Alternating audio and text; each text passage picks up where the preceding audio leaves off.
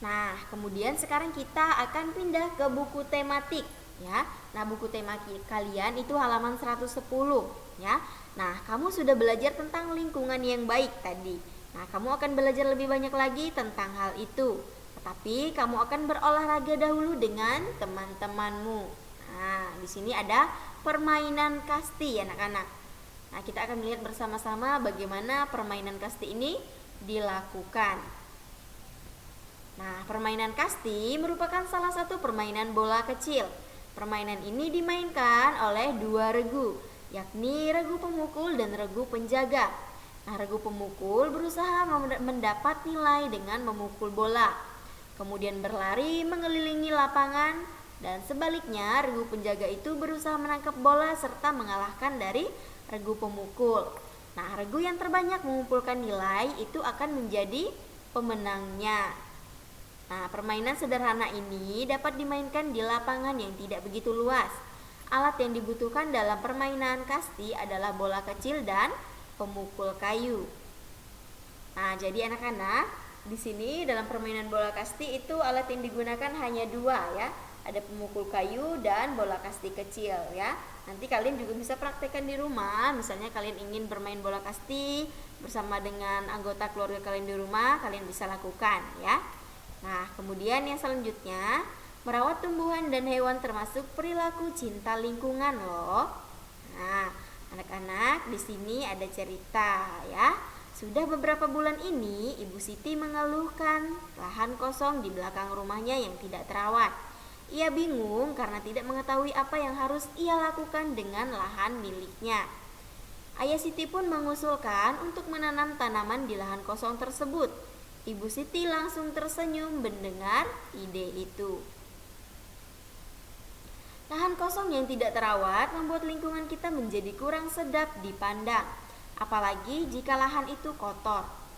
Pemanfaatan lahan kosong di pekarangan sekolah atau rumah merupakan cara penghijauan sebagai wujud perilaku peduli terhadap lingkungan. Nah, misalnya tadi itu kalian bisa menanam tanaman ya, misalnya kalian ingin bertanam atau berkebun jagung misalnya ya, kemudian sawit, kangkung. Nah, masih banyak lainnya yang bisa kalian tanam di lahan kosong tersebut ya.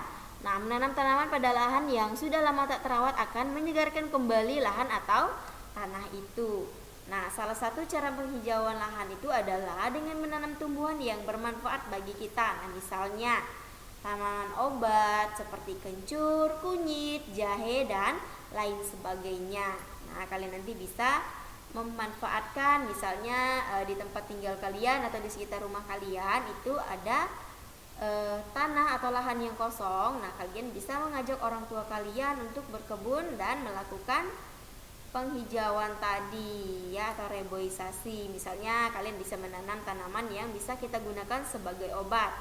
Misalnya ada kunyit, kemudian ada jahe, ada kencur, dan masih banyak tanaman-tanaman lainnya yang bisa kita jadikan sebagai obat dan bermanfaat bagi kehidupan kita sehari-hari.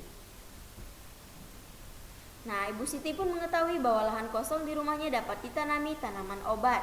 Siti dan ibunya kemudian membuat jadwal penyiraman tanaman obat mereka. Simaklah informasi berikut. Nah, anak-anak perhatikan, ini adalah penjelasan tentang kencur, kunyit, dan jahe. Itu ada di halaman. Nah, perhatikan ya. Itu ada di halaman 112. Nah, yang pertama itu adalah kencur. Kencur itu merupakan salah satu jenis tanaman obat. Kencur sangat mudah untuk ditanam. Dengan permukaan tanah yang tidak terlalu kering dan tidak terlalu basah dan cukup terkena sinar matahari, tanaman kencur ini bisa hidup dengan mudah. Kencur memiliki banyak manfaat, mengobati berbagai macam penyakit seperti influenza, ya, kemudian pada bayi, nah, masuk angin, sakit kepala, batuk, dan keseleo. Nah, jadi ini adalah beberapa manfaat ya tanaman kencur untuk kesehatan ya, kemudian dijadikan sebagai obat oleh manusia. Nah, kemudian yang selanjutnya itu adalah kunyit.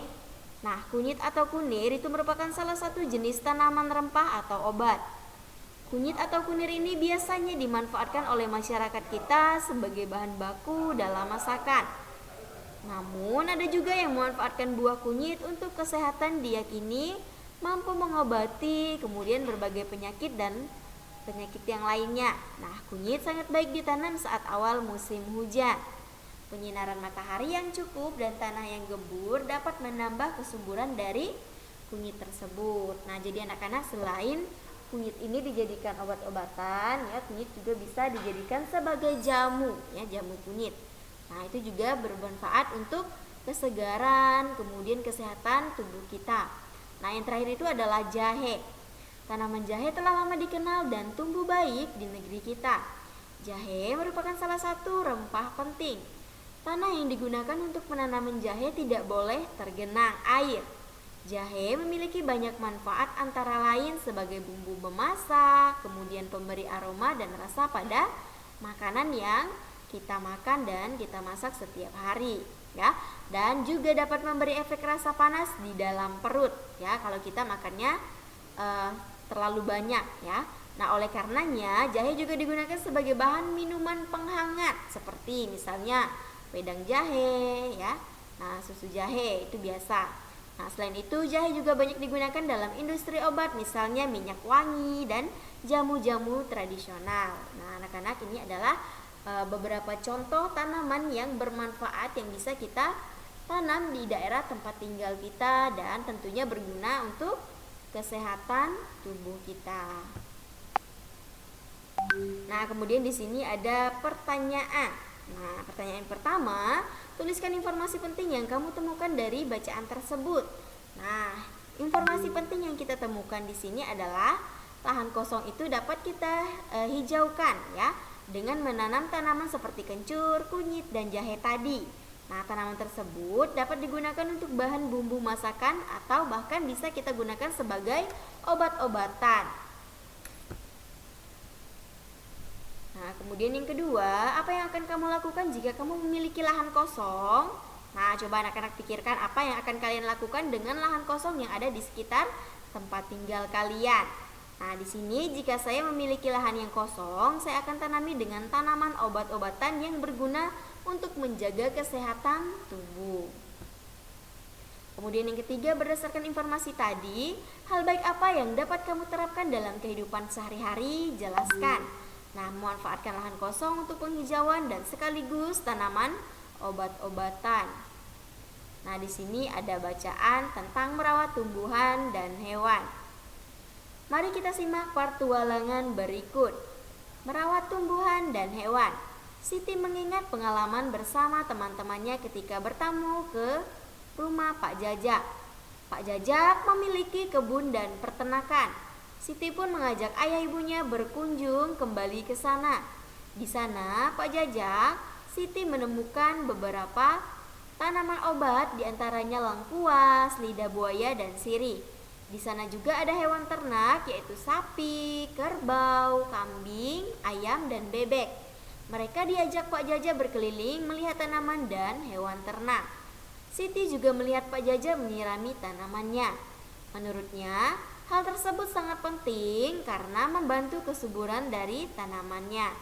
Pak Jajak juga mengajak Siti melihat sapi-sapi yang sedang dimandikan.